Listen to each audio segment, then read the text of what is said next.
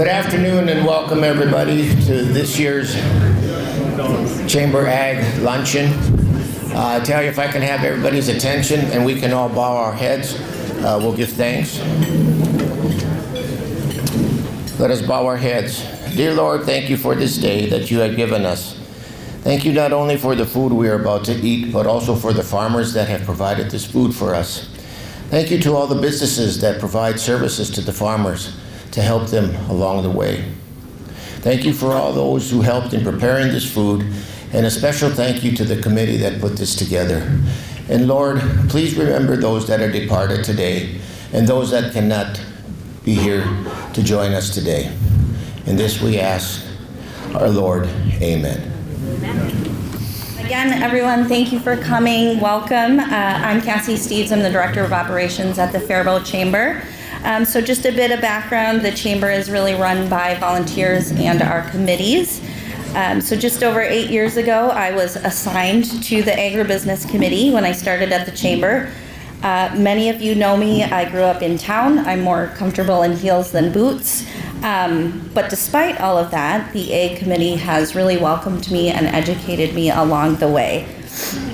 I don't really consider myself a farming expert yet, but I am internally grateful for their education and their dedication to our Ag Committee. So at this time, I would like to start the program and introduce Emma Dienst, who is the FFA President, and Madeline Schultz, her advisor.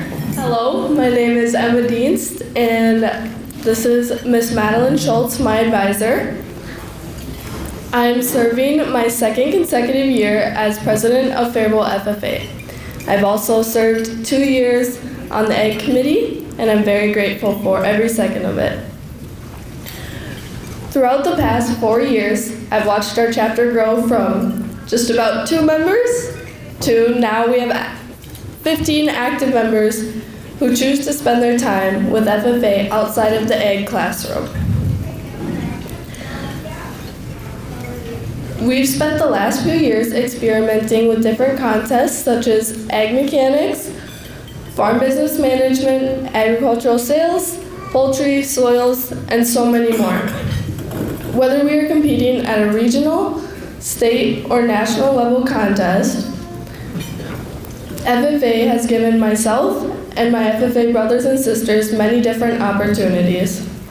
FFA teaches and connects students with the agriculture opportunities that we can give. Without ag, we have no food, no clothes, no building, nothing. Each FFA student is choosing to continue their ag education, and I'm very grateful for it. Each student is here today, well, only 3 of our members, 4 including myself, but we all appreciate it. I apologize because I'm sick and I really can't talk right now. Thank you all for coming and showing your support to us through everything.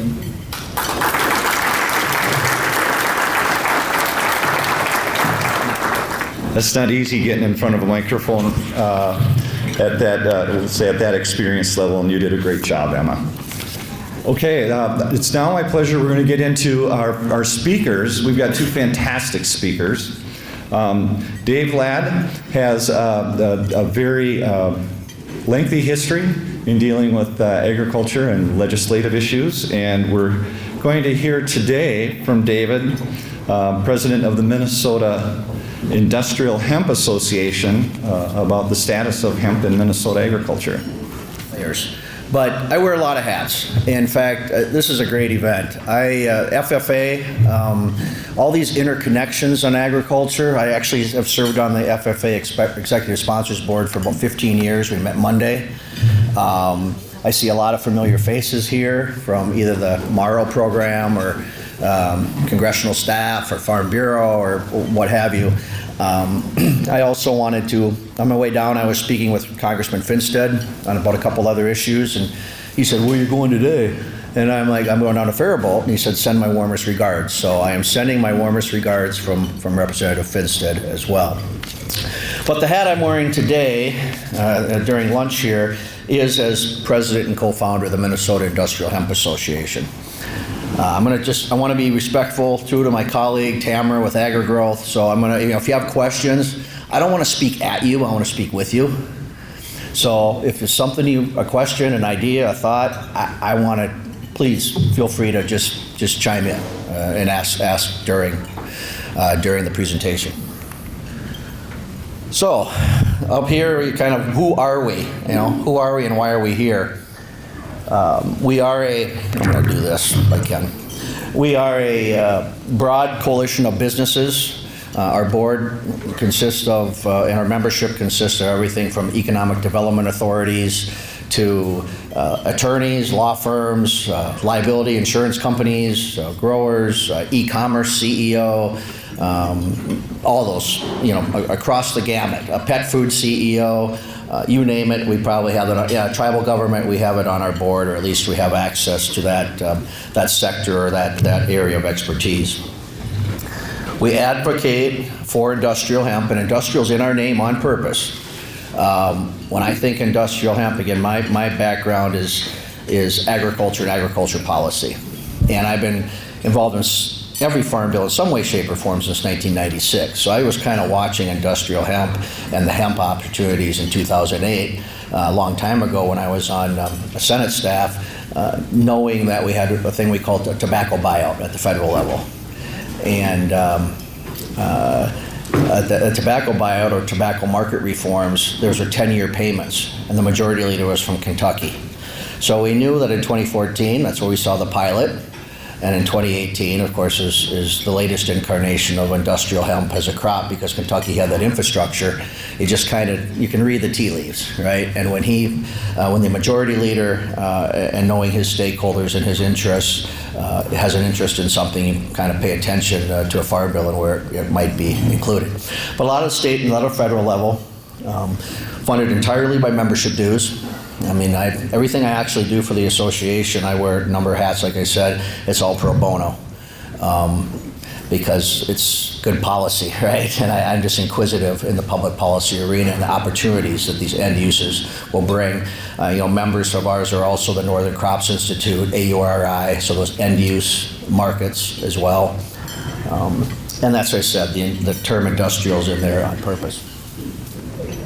We really want to, I think the role of a good trade association or a broad-based one is to make those connections with individuals in the sector. I had a lunch with someone yesterday. I don't know how he got my name. It doesn't matter. That happens quite frequently.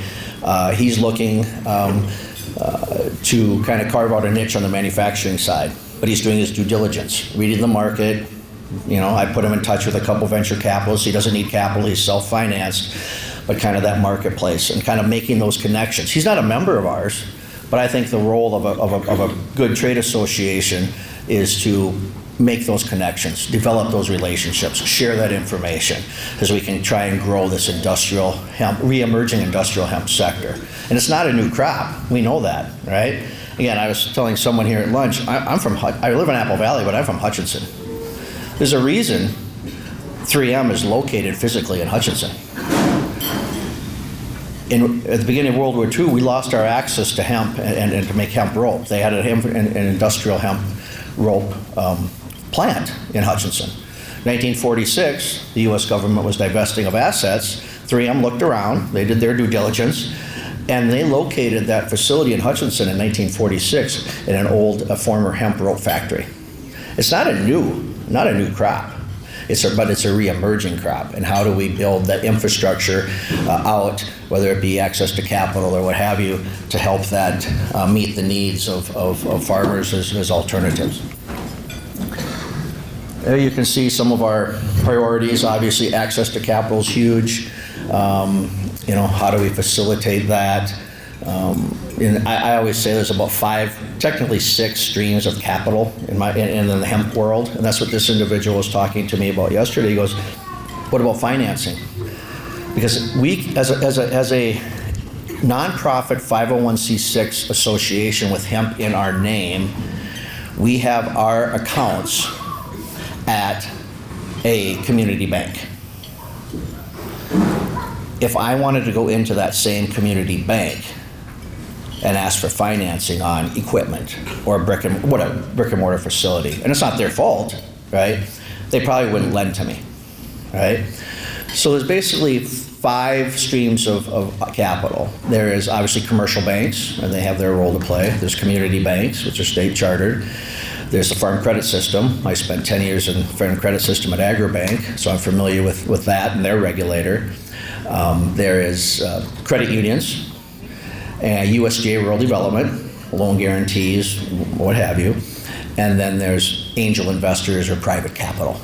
But each one of those have a different, kind of a different role to play, or a different regulator, a different place that they occupy in the industrial hemp space and moving capital to the marketplace. Again, when I was at Agribank, I managed their government affairs, and we had 15 states, and I would remind my CEOs and board that we moved billions of dollars to it from Wall Street to Main Street every day. But we also had to manage our political capital. And how do you kind of quantify that? But access to capital drives the engine, right? It drives the economic development.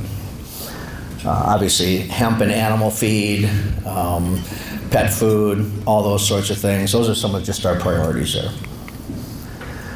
So I touched on this, the 2014 Farm Bill. We were able to move into a pilot program, allowed to be grown by states. Minnesota was kind of an early participant in that. And I have to be honest, the Minnesota Department of Agriculture that I work with on these issues, they've been great. Tony Cordelette, others, Commissioner Peterson, obviously we've all known him for decades, right? They've been really great to work with. But again, they have, from our position as an association, if it's legal in the Farm Bill, 0.3% hemp-derived THC. There's plenty of other people on the legal, that's not us. That's not us. If it's legal in the Farm Bill, we should have the opportunity then to invest and to meet consumer needs or meet the marketplace. If it's 0.3 hemp-derived, right? But we're not a legalization group. That's not us. We are a hempcrete, erosion control, food, fiber, grain trade association. But that's what happened in 2014. Obviously, I've touched upon 2018. We've seen what's happened there with the Farm Bill, and then everyone in 2019. That's when we formed the association. They saw kind of easy money in CBD.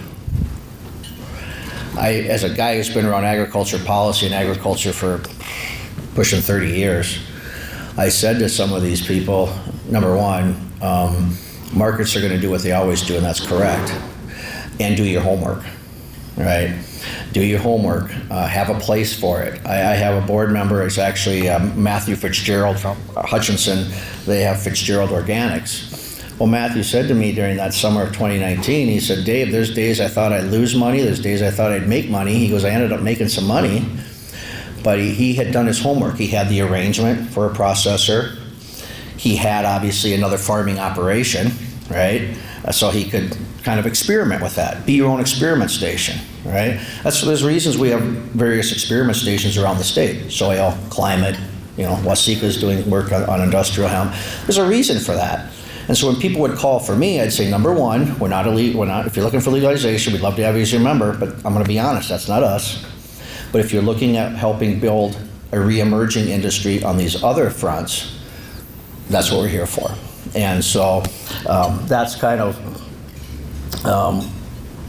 how we structured and kind of our priorities. And I wanted to make sure as well, I have a strategic partner in DC who has a tribal practice, and we've worked together on some issues relating to the Farm Bill and tribal governments. I wanted to make sure they had obviously kind of understanding that dynamic as well. We felt was important for the association to be aware. So we have the adult use legislation.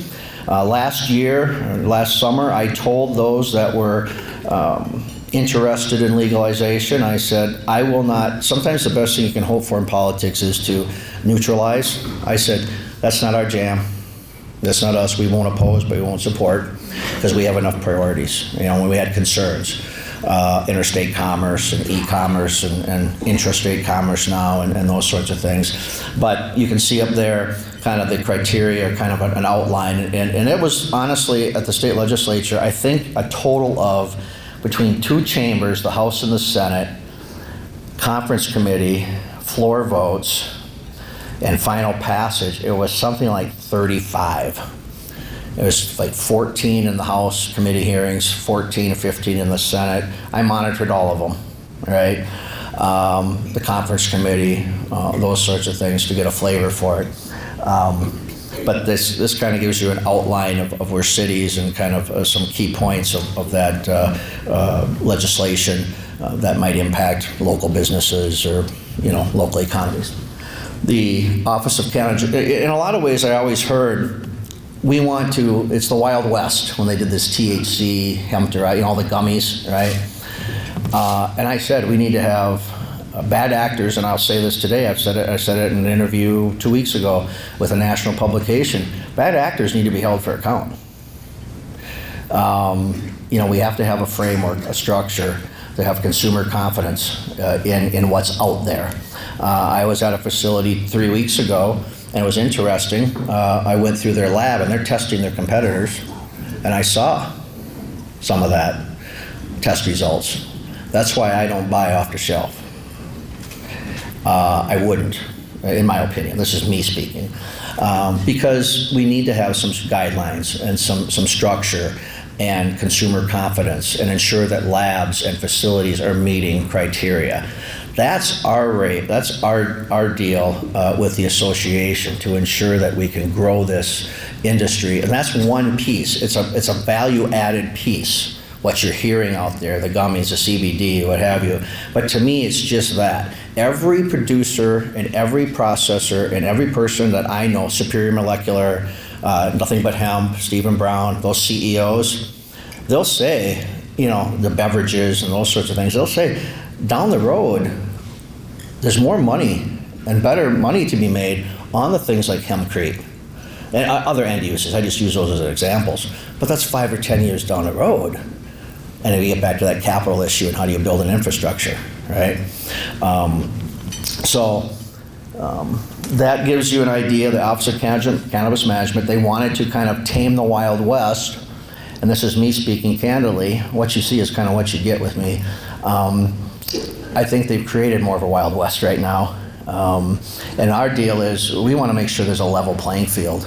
You know, right now in the medical space, there was a duopoly, right? If we're going to have competition, let's have competition, as long as it meets the you know, the criteria for safety and efficacy and those sorts of things. But if we're going to have competition, let's have competition, right? And let's have those guys who are investing on Main Street. Again, I was saying to someone, you don't have to ask me even once to get out of the Twin Cities. You don't have, I live there, I'm fine. My wife will never move back to Hutch, as much as I tell my 12-year-old son that H is going to look good on the side of his helmet. But you don't, I like being on Main Street. And you know where I go when I'm on Main Street, even when I work for the Senators or I work for Agribank and I was out doing a circuit? I just went to the Main Street Cafe, the Hutch Cafe. I just listened. They didn't know who I was. There's no reason for them to. But that's Main Street. So we want to make sure that there's an opportunity for Main Street to prosper on a level playing field as well. So the Office of Cannabis Management, it's not up and running yet. I think we'll see 2025. So in some ways they have more of a Wild West effect anyway. And we're trying to monitor this rulemaking process. We want to make sure that those licenses, there's transparency in the licenses that are issued. And so there's work yet to be done, but they're just starting the process of writing rules and getting that office up and running. That's kind of, you see there, kind of the Department of Health has been taking the initial stages of overseeing the temporary regulations. I think it's important that the Minnesota Department of Agriculture, they've wanted me to share with any group I speak with that they can't answer offices about the Office of Cannabis Management legalization or the rulemaking process. They have a hemp program. And so any questions you have, I don't know what I just did, but of course I asked that about 3 times before breakfast. Any of those questions, there's a way to get a hold of the department there, of rulemaking, of the Office of Cannabis Management, the industrial hemp side and the Department of Ag. They continue, I think, in many ways to do really good work on this front. So those are some of the issues that are going to be addressed through rulemaking, primary issues that will be addressed through rulemaking. They put the survey out. God, it all runs together. Maybe 3 weeks ago or so, I shared it with our members and on our digital platforms. We're on LinkedIn, Twitter, X, Facebook. We have, we push that information out. I think that's the role of a trade association too, is to push information out, right? Purpose-driven content that means something to what I call real people on Main Street, out in the real world. And so those are some of the areas that they're going to be addressing, and they started out with their first one a couple, 3 weeks ago. They are using expedited rulemaking. As a guy who spent 10 years on the legislative branch, 10 years in the Farm Credit System, and now 12 having my business and doing what I do while in agriculture, I'm not a huge fan of expedited rulemaking. That's me speaking, but it's the process they're using. So that just means if you're interested, it's being ever vigilant sort of thing. It's keeping that radar on, right? And again, we're looking at 2025 before rules are in force and put together. I do know that they've had some Department of Health people out inspecting some of these, and I've heard from some of my members. They've been fine, they've been passing, but they are out checking. That's what I've heard from people who've called me, members or just people in the industry. So they're going to also be down the road holding in-person meetings and virtual sessions and those sorts of things to gather the input. You have the Office of Cannabis Management website there for other information if you want to check out that survey, what have you. I do think too, and I always say, and this is where the legalization people, and we had a lot of areas we came from different perspectives, but I said, I deal with real farmers, not guys growing in their basement.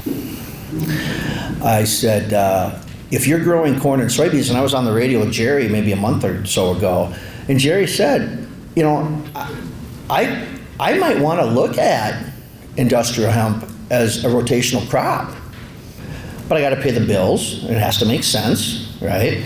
And corn and soybeans pay the bills. I had someone call me who was representing 3 construction companies. They're self-financed and they have a brick and mortar facility.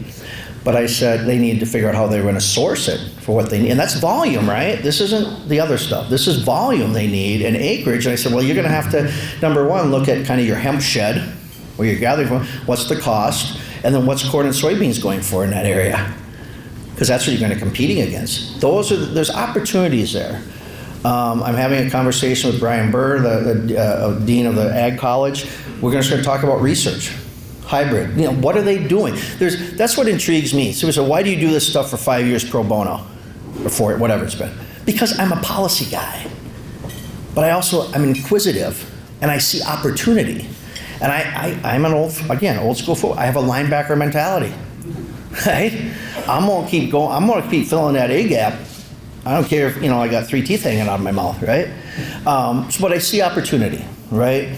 And so those are the things we're looking at as well, is what does it mean for agriculture as a whole, right? Rotational crop, varieties, and technology is not static, obviously, that changes. Some of the key issues we keep an eye on, intrastate commerce. Let's just say if you're moving product to tribal land or processing or whatever, I think there's also opportunity. I gave a presentation to the Minnesota Nursery and Landscape Association. There's a lot of technical expertise, and there may be some financing there, some business opportunities there on the technical expertise side. I mean, there's a lot of opportunities in the marketplace, depending on which sector and which area you want to kind of look at, or you find to be of interest. Local control is huge. Again, that's me. That's Main Street. And so that's a quick summary on industrial hemp, who we are and why we are here. Again, I want to be respectful of Tamara, my colleague with AgriGrowth. But again, any questions you have, I'm happy to answer now or afterwards. And that's kind of, we're here and we're not going anywhere. So let us know if you need anything. Thanks.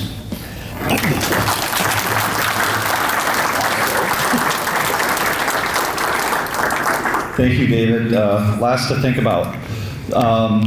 So our next speaker, Tamara Nelson, Executive Director of the Minnesota Agri-Growth Council and Shattuck St. Mary alum.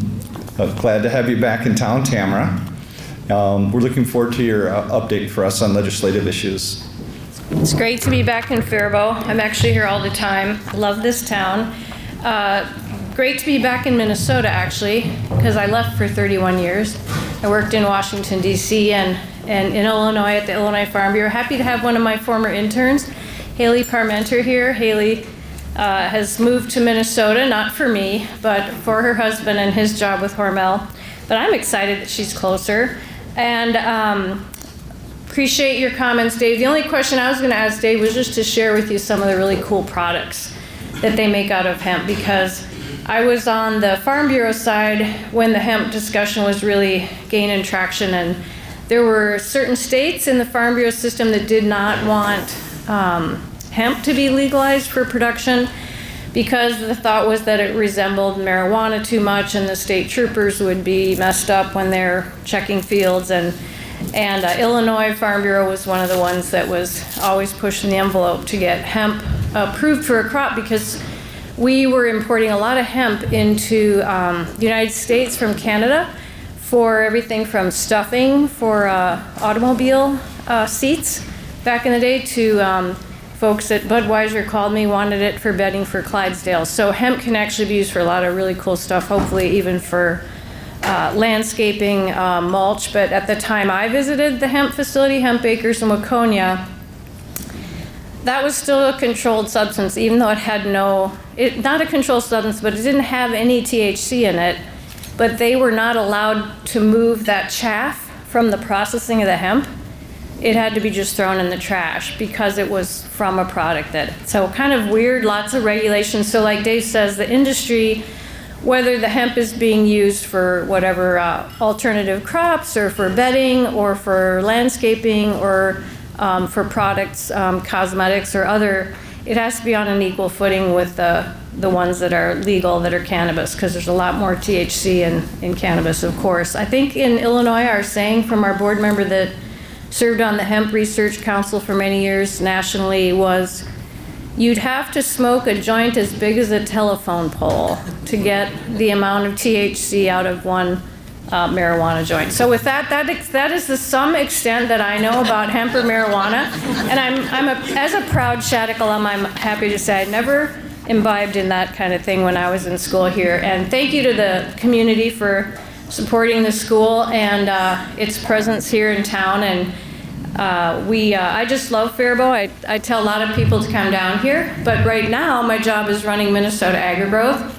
And like Dave, we are a membership organization. I guess I should be changing my own slides. This is our mission. So we were founded in 1968 to advocate on behalf of the entire agri-food sector.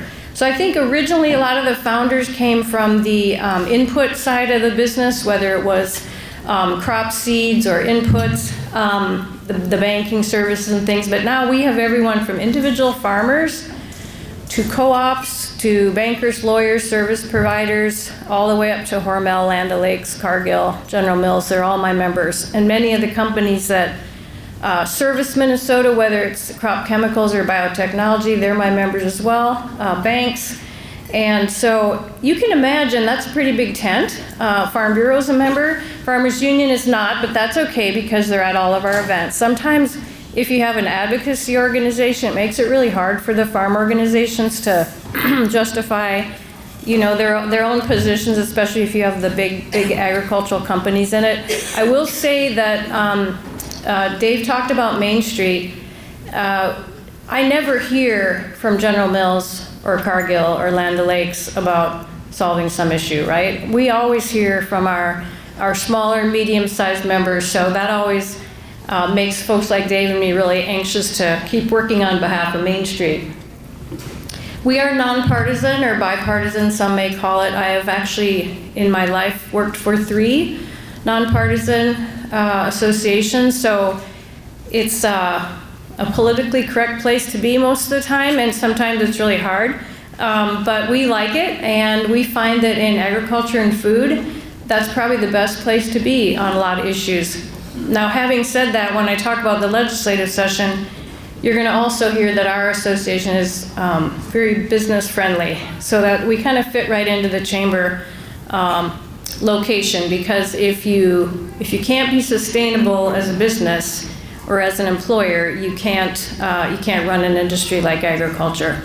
And that goes all the way from the farm to the Fortune 500. We also like to think of ourselves as collaborators and networkers, and I know the chamber does that. And we also like to help if there's some areas where people need to talk about things, whether it's hemp. Dave and Tom Peterson, Commissioner of Ag, and I were on a panel back 4 years ago, I think already, starting some of the initial discussions on hemp. But sometimes it's just an uncomfortable place to talk about certain topics that not everybody's on the same page on. So we like to do that. We have 150 members. I mentioned they're fairly diverse, and we have a board of 25 directors. We have a lot of annual events. So if you're familiar with the Minnesota Chamber of Commerce, our office is in their office space in downtown St. Paul. And we get to work with their team, whether it's their events folks or their lobbyists, but we work together on a lot of business issues. And like them, we have a lot of events during the year. But if you're in agriculture and food, or a co-op or a farmer, and you're kind of interested in more a targeted group just for ag and food, that's what we do. These are some of our members, so you can see there's a lot from small to large.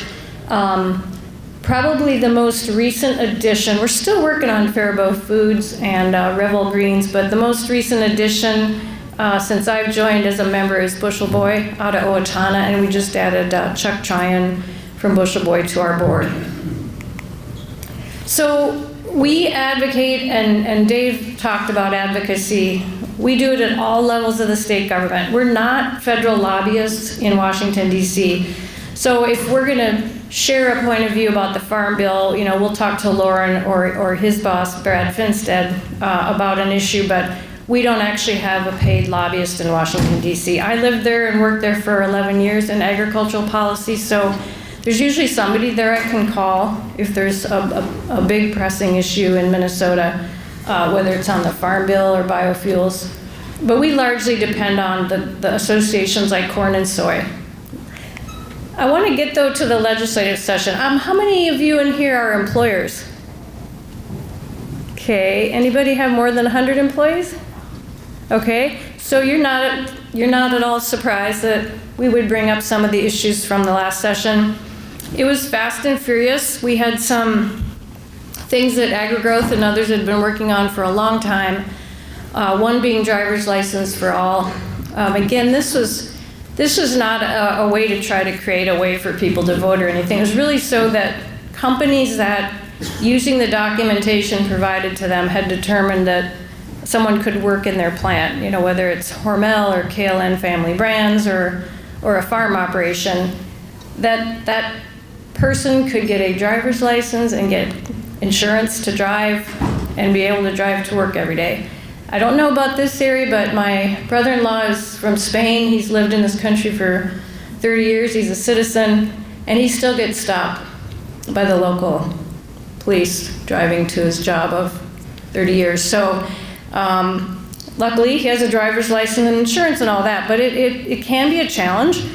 And many of our farmers who had the same workers for 20 years were being stopped, and that's not always good in the morning when they're on their way to milk cows, right? So that was something we worked on that went, even though we had spent 10 years working on it, it went so fast when that session opened up. We couldn't even get a small change made at the end that really the agricultural area wanted. So it was a very fast and furious session. The Democratic Party came in with a lot of goals, a long list of things they wanted to accomplish, and many people felt kind of some things were railroaded really quickly. Not to say that a lot of great intentions aren't always there, but as Dave mentioned, and I probably am on the same page, sometimes you don't want expedited rulemaking. Sometimes you don't want a super fast process where nobody has a chance to make input, because then you end up with a policy or something in place that harms Main Street businesses. So there were some interesting dynamics coming into the session, and complete control of the House, Senate, and the governor's office by the Democratic Party. Not that the Democratic Party is bad, I'm not saying that. It's just that sometimes it's not a great governing scenario to have one party have control throughout the whole. And being a bipartisan organization, we don't mind if one party is the House and one's the Senate and one's the governor's office. Sometimes that creates a lot of really good dialogue. And having been in Washington, D.C. from Ronald Reagan through to George W., it's interesting in how you create different discussions when you have to work together with your counterparts.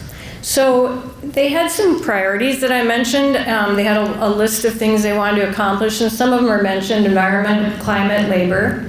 Legalizing cannabis was one of them. Now that probably wasn't a priority for most of us. In fact, probably for most of us, it was getting your business back running, having workers, having a friendly tax environment, and maybe if you're getting to be my age, you kind of wanted some relief on the Social Security taxes, right? Because most other states in this country, several don't tax retirement income at all, but they have a much better break on Social Security taxes. So we started with a huge budget surplus. That was the other thing. I think if you work in agriculture and food, you were hoping a lot of that surplus went to the ag department, or maybe to rural infrastructure, or maybe to help in communities where you need more healthcare, childcare, or access to childcare, healthcare, broadband.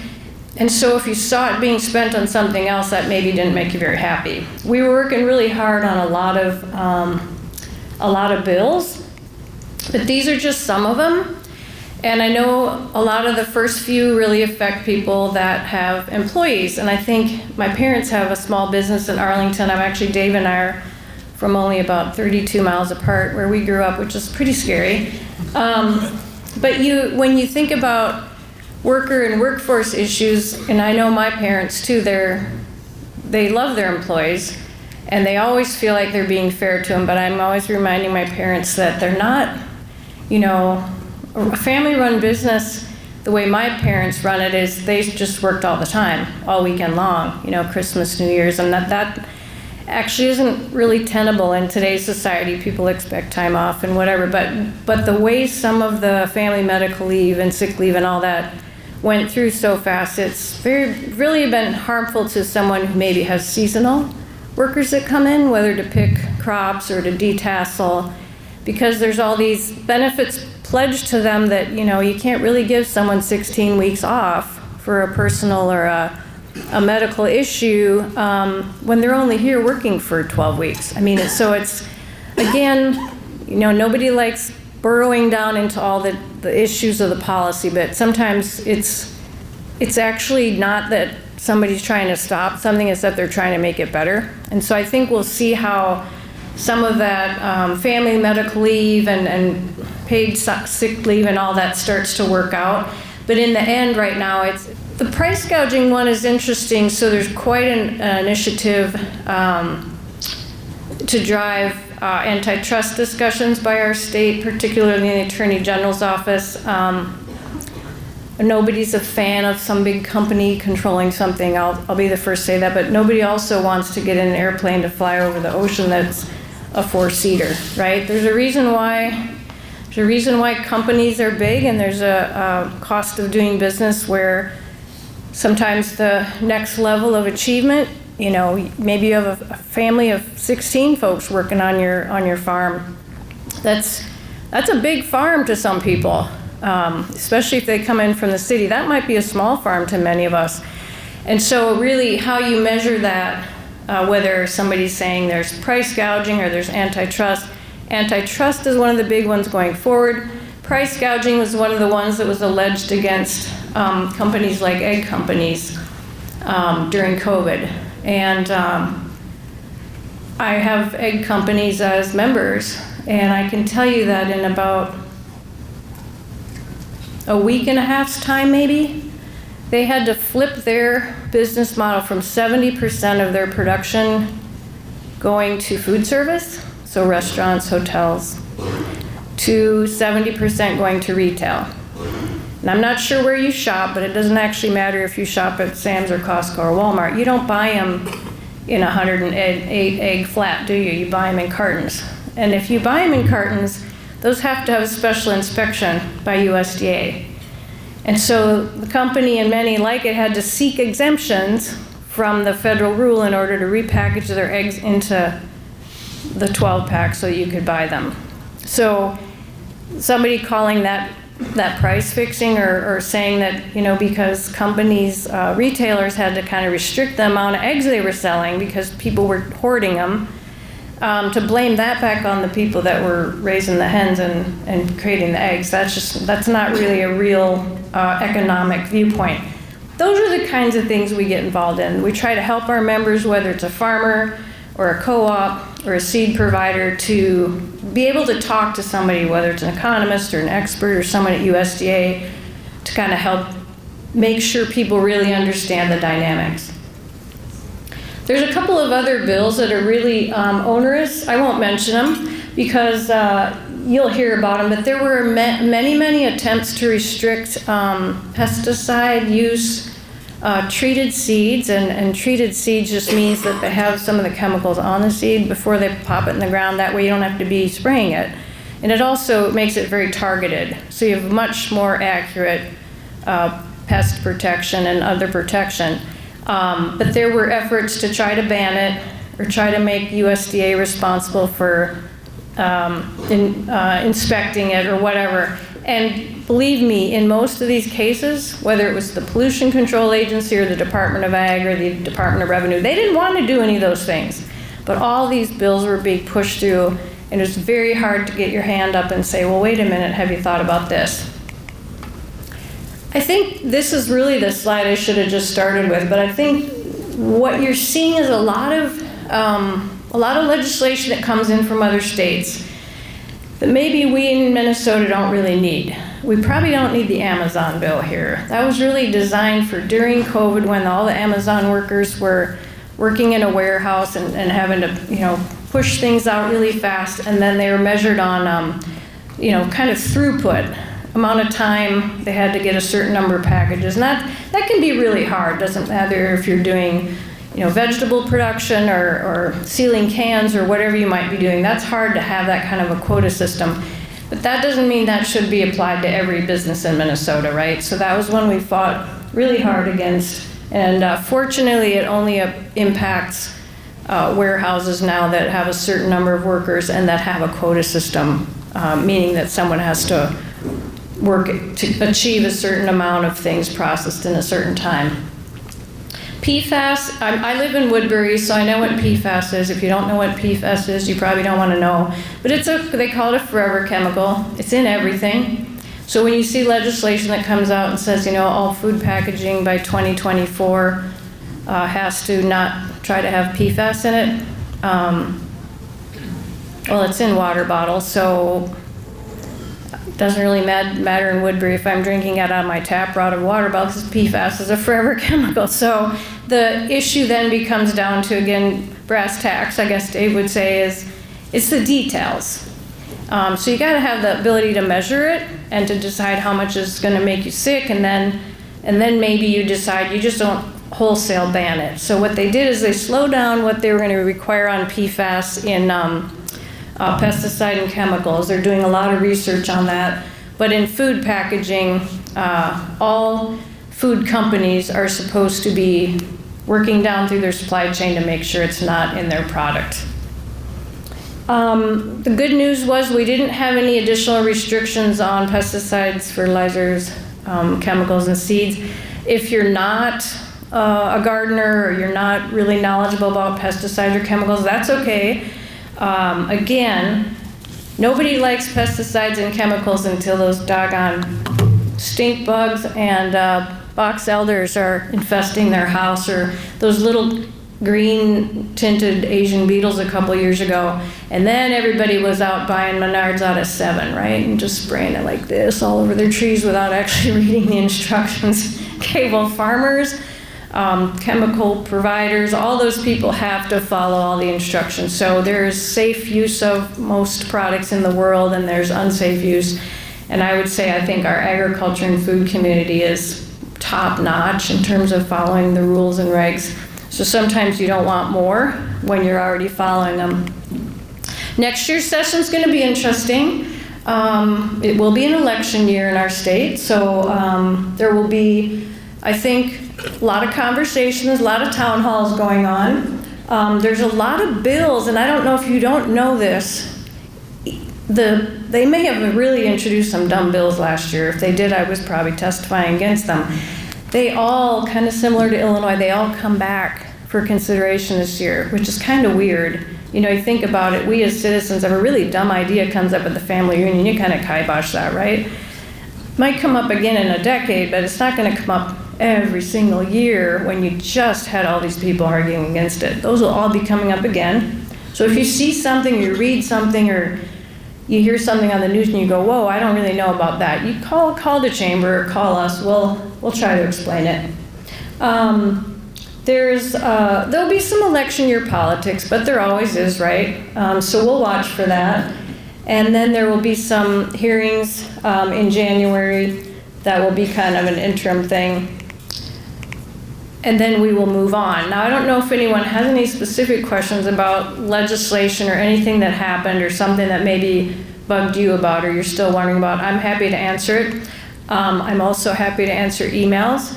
And just to thank you for being a part of this lunch. What a great industry we work in. What wonderful people you have serving it, like Chuck in the back and Lauren here from Brad Finstead's office and Chuck from maybe Klobuchar's office. From Farmers Union to Farm Bureau, it's a wonderful industry, to the banks and the farm credits, awesome work. We work with all of them, and I can't think of an industry I'd rather work in, so thank you.